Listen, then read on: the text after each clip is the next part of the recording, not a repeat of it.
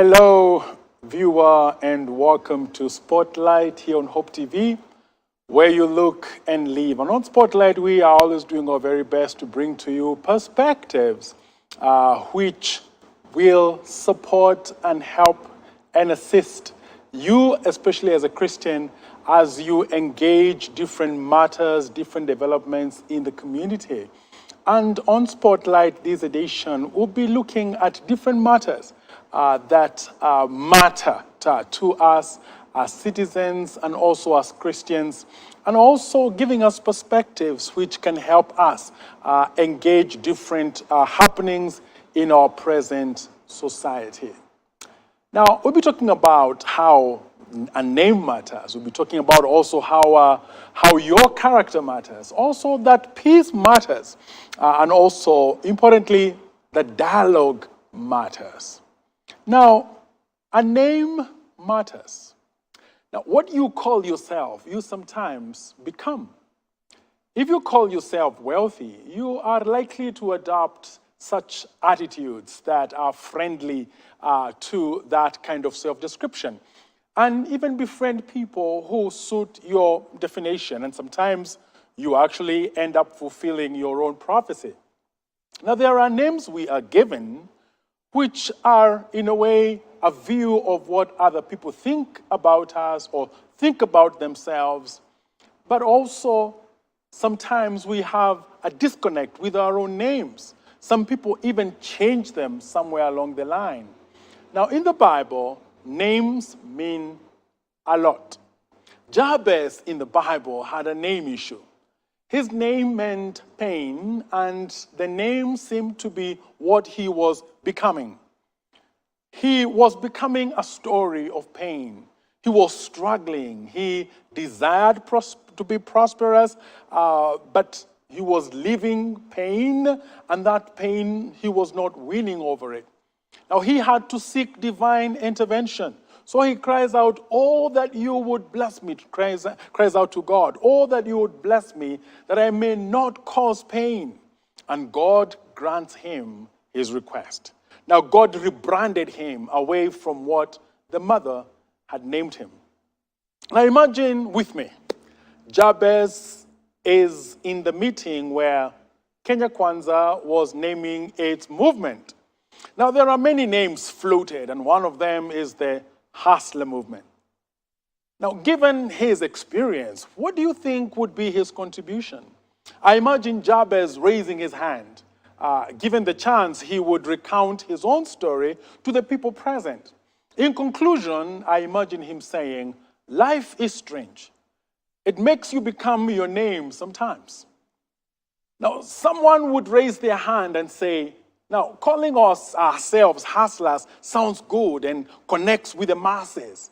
Now, Jabez would say, "But you are not quite hustlers yourselves. You are people of means." Another voice would say, "But the people will feel like you associate with them, like you are one of them." Now, Jabez would ask, "But are you?" There will be silence in the room as the people realize that they long left that hustler status. Now, an influential voice would still insist, "It is not about who we are. It's about the votes we want." Hustler, the hustler label, will give us votes.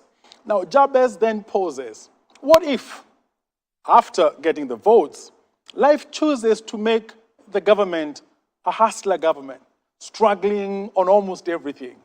Now, he was dismissed as superstitious, until upon assuming power, the administration faces struggle upon struggle. Its people sleep hungry. Even rain becomes a pain.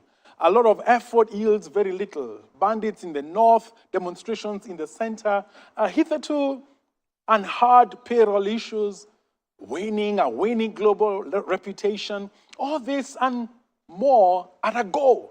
Then someone in the cabinet is hard to say, "We are really hustling." Now, hustler sounds nice until life decides to make you be it. Now, it's one thing when you have a given name. It's another when you have a chance to give yourself a name. Now, Kenya Kwanza may want a divine name change from hustler to hustler no more. Just a reminder again that character matters. Character matters. Now, some people, upon being critiqued on their character, are hard to respond. It's my life. I do with it whatever I want. Well, point made. But upon cross-checking this statement, questions linger. Is it really your life? Can you really do with it whatever you want? Now, such is the spirit of the whatever, wherever, however subculture. It's about making your own rules and breaking them at will. Make and break is the mastery. It's about moving with the flow. Now, there are no steady guidelines. Rules are convenient. Even when spirituality is convenient, you will clap your hands and sing hallelujah. But that does not mean that you will not take your spot at the club at night. Now, any rule that does not promote a thrill is frowned upon and foiled. Senses rule. Actions serve desire. The mind must not stand in the way of feelings. It is body over mind. But this form of sensual living gets senseless and unsustainable. Life is more complex. Life demands more of us than just building a fun-building capacity. A dead end is always the way the story goes as the flow hits a wall with nowhere to go. Sometimes it is the temperatures of life that rise and the waters dry up and the flow is suspended. Addictions abound, dreams stall, reputations stumble. Now, the fun guy is no longer having fun. The party animal ends up mauled, eaten up by the party spirits. Now, the young and the old who insist on life being one long party are proved wrong. Highly gifted men and women have lost great opportunities because their character could not sustain their lofty positions. Their brains were so partified that they could not generate a character to sustain their jobs. Now, on the reverse, lowly people have gone up the ranks because character did for them what certificates could not do. A noble character is, yes, currency by itself. Now, freelancing does not apply in the character zone. Genesis set up a sweat check before granting a fun ticket. God did not make us to live the way we want. Now, there is a way He made us to live. Even the systems in our own body tell a story of a complex, intentional coordination. Now, the respiratory system does not interchange with the circulatory system or the digestive system turn into a reproductive system. Now, the sun does not rise from wherever and set whenever. Oceans do not flow into rivers. Nature has character. Indeed, character matters. It matters that you respect that life is not random, that there is an indisputable order to things. Character is a human response to rhyme with the benevolent patterns of nature. Character is humans seeking the favorable contours of nature. Character is creation's innate hunger to trace the contours of the Creator.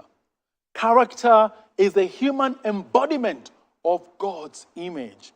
Character is a hunt for consistent calm. Now, the party, or this we can say, partly explains why a person of character looks so appealing. Their life paints an admirable synergy. Now, character tells of a power that has managed to achieve an otherwise elusive, holistic, internal order. Now, this often yields internal honor and life's reward for a good life. A life of character is good success. Now, character indeed is award-winning. At the beginning of time, the very beginning of time, God showed us what leads to death and what leads to life. A resolute character was necessary to endure the instructions. God loves us in such a way that he does not want us to stay on the path of joylessness and meaninglessness and death. But we often act clever and want to beat God at his own game. On this front, Satan is presented in Genesis as an idea manufacturer, specializing in the thought that there is a way humans can become equal with God. Now, the key to this achievement, according to the snake, is dissenting the order God instituted. The snake's genius was that humans can create their own set of rules by breaking the ones that God gave. Well, Adam and Eve tried it, and we know how the story ended. Now, there is character that is inspired by the law. Now, such is a product of duty. If the laws did not exist, chances are people would not exhibit the character that they do. For instance, in a corporate organization, people are supposed to be warm to clients because customer is king. But away from the corporate space, the same people who are excellent with customers are pathetic with their families. Customer service managers, some are chaos. They are chaos dispensers in their homes. Some priests who preach good news with a passion are bad news to their families and friends. Such goodness that is inspired by duty lasts as long as the law lasts. But there is a goodness that is inspired by mere love for goodness. The nature of character exhibited in such a situation does not need the law to sustain. Conviction renders the law unnecessary. Such is the authentic character. Now, Prophet Samuel, when talking to the Israelites about how he had lived among them as their leader, said to them that if he was seen to have done something wrong, he was willing to make it right. Right brings light. Often we think of moving the mountains outside, but sometimes the mountains are, yes, inside us, in the form of bad habits, bad attitudes, bad character, and hidden sin. Now, this is the mountain within. Mountains within us create mountains outside us. For instance, if you have a lying tongue, you will be branded as unreliable. And such a reputation closes some doors that would otherwise be open. If you're a greedy person, you limit your growth because people do not feel safe with you. If you are lazy, you will never achieve the wealth you are praying for. Character matters. A right character move is guaranteed to move some mountain. If you talk to a former alcoholic, you will know how a change in character changes a life. If you talk to a spouse who had abandoned his or her family, you will know how faithfulness changes a life. All of us, even the best of us, are perpetually in need of character transformation. The character school is lifelong. In it, you move from one level to another, but there is never a grand graduation day. We are forever in the uniform of the character transformation school.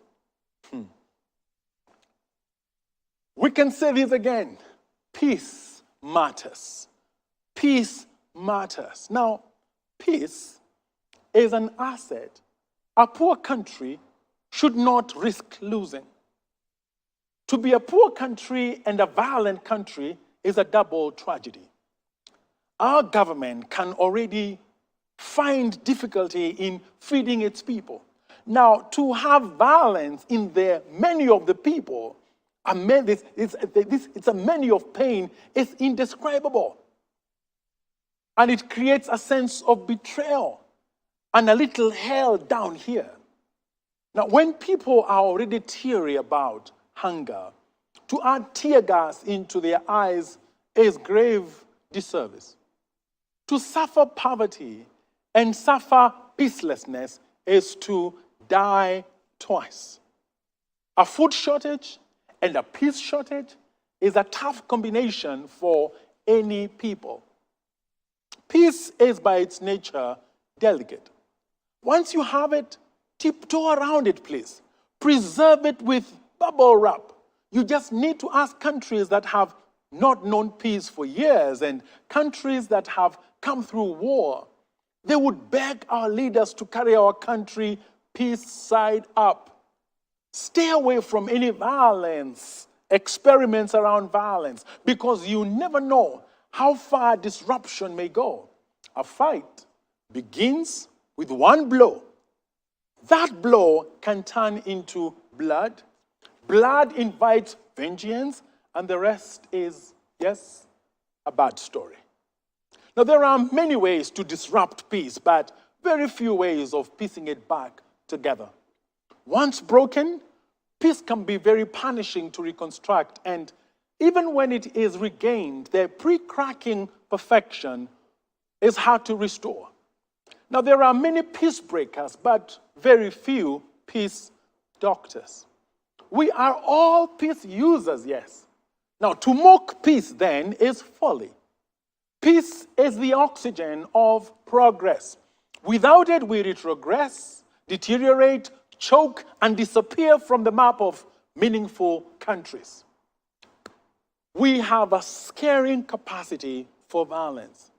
Evidence is not too far in Kenya's history. The post-election violence was not a response to an external enemy. We turned against each other as people possessed by evil spirits. Clearly, we can burn, we can kill. That blood-spitting capacity still lingers. All the more why we must remain a praying nation to keep those demons at bay. Now, while demonstrations are a right, we must manage them well so that they remain a voice of light and not give demons a landing. Exorcism is not fun. Successful exorcists are scarce too, and our politicians are not some of them. We must therefore keep the demonstrations dry of any blood, for that is a key way to starve evil of anchoring chances. Now, there exist enemies of peace, people whose room temperature is chaos. Peace makes them restless. They mock peace lovers, not because they find them funny, but because deep down they feel threatened by them. Not even Jesus Christ was spared. As the Prince of Peace, he has a vision of a world where love is the law. Now, this was too disruptive, and wreckers could not imagine a world of peace because it renders them irrelevant. But such should be the ambition of every sober leader, to make violence unnecessary and irrelevant. Now, reason would say that a phone call from a president that lasts 5 minutes can save a country from months of disruption. But pride would say that such a phone call is a sign of weakness. Now, what's better? To be seen as weak and maintain peace for the people, or to be seen as tough and taking tear gas for months as a statement of might? You be the judge. What we say is that peace matters. Peace matters a lot. Our response to threats to our peace must show that peace matters. Now, PLO Lumumba is one who has expressed disturbance or being disturbed by the casual way in which our political leaders and sometimes spiritual leaders respond to the demonstrations by the opposition. Now, his anxiety is valid and is based on past experience. Now, we do not demonstrate that peace matters by sitting back, waiting to cock the guns on a particular day. Now, we do not demonstrate that peace matters by fueling the masses with the languages of assassination and things like that. Words are key in making, building, and keeping the peace. The language of chaos for chaos, heat for heat, canister for canister is itself violence. There is a great part of peace that has words as its ingredient. Words heal, words hurt, words mend, words mess. We show peace matters by mobilizing efforts that separate demonstrations from demon works. Now, the historical Uhuru-Raila handshake may be judged by some as a terrible mistake, but handshaking as a philosophy should not be labeled undesirable. Handshaking facilitates a bipartisan spirit, which is essential for any government that is sincere about achieving progress for its people. If the politicians unite in increasing their salaries, they can surely unite to dismantle potentially disruptive trends. Peaceful people are a great resource that leaders must honor. To run a country as if peace doesn't matter is wrong. To treat peaceful people as if they are fools is itself folly. Peaceability is not docility. Peace must be taken as sacred. Peaceful people must be led with the respect due to them. Sound leadership increases the peace status of the people. Authentic peace prioritizes consultation and negotiations in moments of difference. Now, every time a police officer returns home without having to work, it is for their family a prayer answered. Families appreciate the sacrificial status of police work, but pray that their parent, their spouse, or sibling does not become a sacrifice. If an army man retires without having fought a war, it is a prayer answered for the family. They are fine with their patrols and trainings, but are broken by incapacitation and death.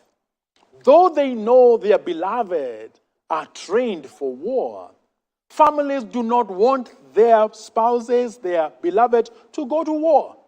War is a mess. Once it breaks out, no one knows when it will cease. Even those trained for war do not want it. As a country, peace is the buffer between us and death. The thinner the buffer, the closer we are to disintegration. Wisdom says we must thicken this ozone layer no matter what. To roll up our sleeves and put on boxing gloves to prepare for a showdown is not from wisdom.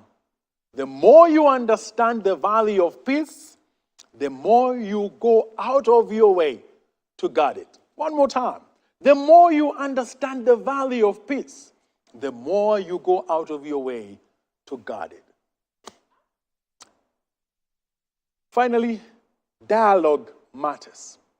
Dialogue matters. What if dialogue was the only way to Kenya's salvation? Would we still reject it? What would that mean to our nation? Now, General Naaman of the Bible had to dip himself in a river he considered dirty. That was his only way to healing. He had dismissed the prophet's dirty river solution and was returning home in his sick condition. But life is not always delivered on our terms. His servants persuaded him.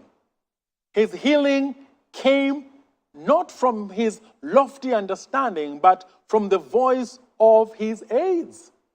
They should have left their master to his wisdom, but they had faith on his behalf. He had them to thank for his baby pure skin. Now, we are becoming too philosophical about dialogue in an effort to dismiss its necessity.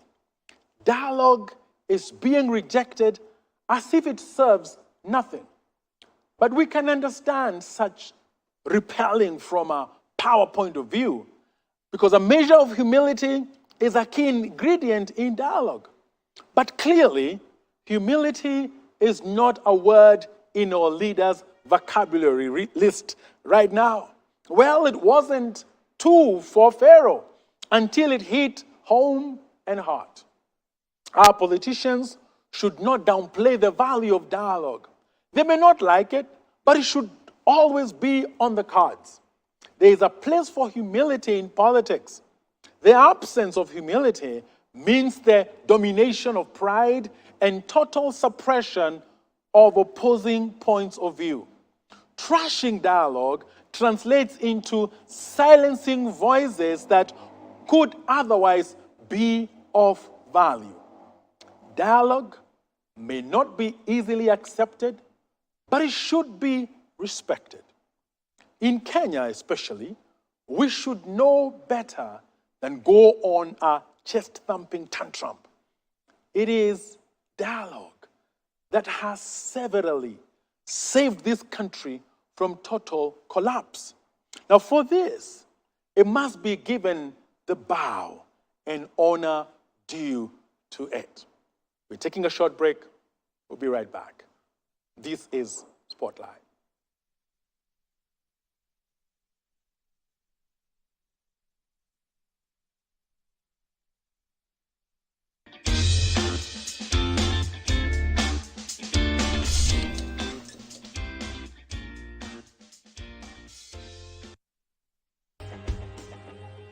Only God can turn a mess into a message. I have a boy on a wheelchair. Yeah. I'm still preaching on the pulpit. Amen. Niliona mguu ya nyuma inakuja tu kunikanyaga, imenilenga tu kwa tumbo, nikaitana tu Jesus. I got tired of working with the x-ray papers, and one day I just woke up and decided to burn them. A test into a testimony. The whole community didn't want to hear that anybody is born again.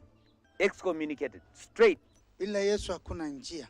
Join Sharon Naitore Wangenye on Testify. Katika hiyo harakati hiyo spirit ikakemewa, mimi nimeona Yesu Kristo namna hii. Kwa msalaba. Opa. Hallelujah. Hallelujah. Every Thursday at 8 p.m. for a moment to grow your faith some more.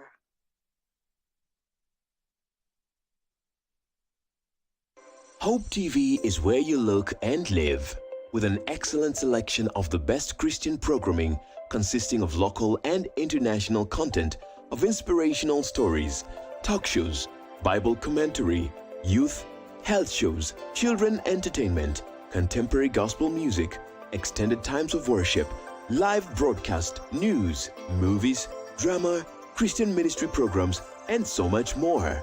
Hope TV is another quality service from Christ is the Answer Ministries, with over 45% of authentic and credible local content every week.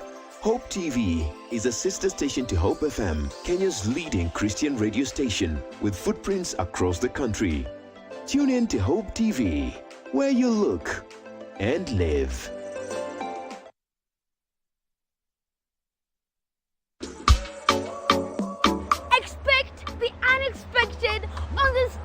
Show. It's forever enough, always enough. Anything goes from singing, dance to gymnastics to mind-blowing art. All you need is a skill and a style quality. I'm 5 levels and I'm a skater. Make sure it is very straight and clean. Just remember to join us every Saturday with me, your host, Tamika Arnett.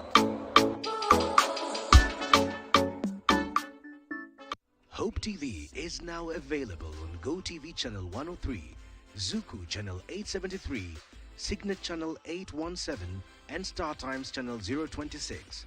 Enjoy our uplifting content and family-friendly programming anytime.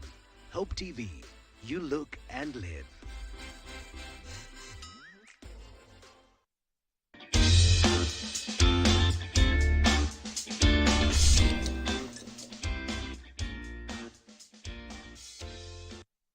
This is Spotlight, and we are here on Hope TV. And thank you for joining us. And we are saying, and talking about dialogue, and dialogue matters. Now, in these matters of dialogue, the church should be listened to. Salvation does not always come from a cabinet paper. It does not only come from a party's highest organ. Sometimes the saving voice breaks into these lofty spaces from, yes, outside. Just like the child in a manger who stirred and keeps stirring the world. The church has done a great thing, offered to be present and even lead the dialogue process. Now, this is the kind of leadership that Kenyans need to constantly see from the church. A laudable move from descriptionist to solutionist. But even in this great good, like the church in Ephesus, there are some things that are important so that the church can have the credibility of having its place at the table. Now, the church as a dialogue leader needs to work on some of its own, because some of the priests have their lips stained with blood. Now, they have been to the king's feast. They have remorselessly taken a serving from the empty coffers. Others have been baptized in the waters of ethnicity and even given new names. This stumble into temptation has diluted the status of the church. It is seen as corruptible and therefore incapable. It has proved viable and therefore not reliable.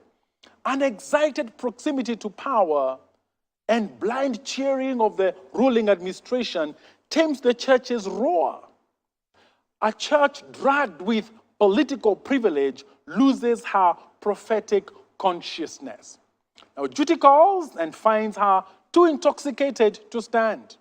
To restore her consciousness, the church must not only clean its blood-stained lips, but resolutely walk away from the sorry king's fist. In its call for dialogue, the church is being accused by some political quarters as having done a misdiagnosis. Now, the church should not retreat or stall. Instead, it must rebuttal its position only on why it discerns dialogue as a solution. Now, leading dialogue is itself a position of power. Now, we must fund the narrative of dialogue and keep it alive for the sake of the present and the future. This is an open door to evangelize the country on peace with the mind of entrenching dialogue in our culture as a peace-sustaining practice within and without the political ring. Now, ceding ground to another entity is never an easy stretch because dialogue threatens to take away some of the power from the powerful. It will surely be fought, but it must be continually fronted as a tool for national salvation. The church is a darling when being lured to vote, but will be seen as a devil when it challenges power. Now, going forward, the church needs to be the church. Be a voice for God. That way, she need not echo the voice of a man. Going forward, the church needs to stay bold. A fearful church will not work. Going forward, the church needs to discern sharply, clearly hear the voice of God, because it's in this hearing the voice of God that the church finds her confidence. Now, going forward, the church needs to be ready to be poor. That way, she escapes the enticements of power. Going forward, the church needs to know that it need not be uniform in thought, but should be united in spirit. That way, it allows innovative thinking in itself. Going forward, the church needs to stay on the front line. It should not resume a spectator status. The church needs to be ready to be opposed. A church birthed at the cross must be familiar with rejection and even persecution.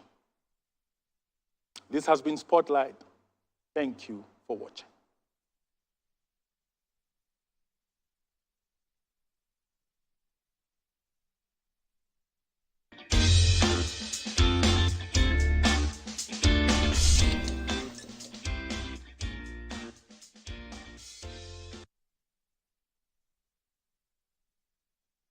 Hope TV is now available on GoTV Channel 103, Zuku Channel 873, Signet Channel 817, and StarTimes Channel 026. Enjoy our uplifting content and family-friendly programming anytime. Hope TV, you look and live.